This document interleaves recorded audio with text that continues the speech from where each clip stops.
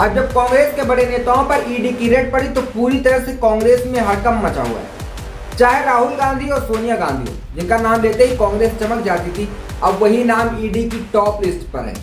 लेकिन जो बात सबसे ज्यादा ध्यान खींचती है वो बोले अखिलेश यादव और खुद राहुल गांधी पर तंज करते। अखिलेश यादव ने कहा कि ये ईडी कांग्रेस ही लेकर आएगी। लोग कांग्रेस पार्टी से लड़ते थे कास्ट सेंसस को लेकर के।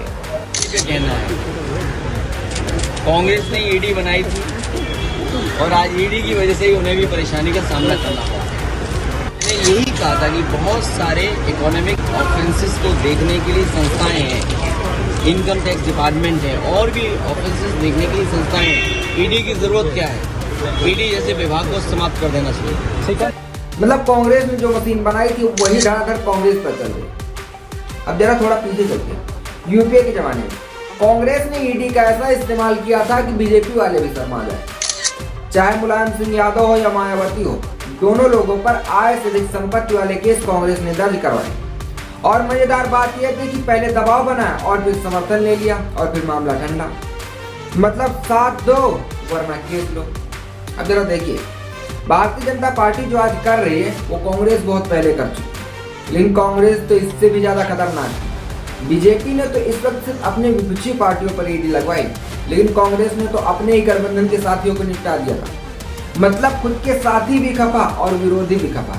उस वक्त कांग्रेस का पूरी तरीके से दिमाग खराब था। अखिलेश यादव का ताना एकदम गोल्डन पंच। अखिलेश यादव ने राहुल गांधी और कांग्रेस पर तंज कसते हुए कहा कि आखिर ईडी को लाया कौन?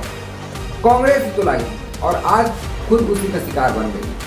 तो अब तो ये वही बात हो गई कि जो दूसरों के लिए गड्ढा खोदता है वह एक दिन खुद उसी गड्ढे में गिरता है। अब हालात ये है, कांग्रेस के नेता मीडिया में चिल्ला रहे हैं कि लोकतंत्र खतरे में और उपज को डराया जा रहा है। अरे भैया, डराने की शुरुआत तो आपने की थी ना। अब जब खुद की बारी है तो आंसू निकलने हैं। और जनता का क्या?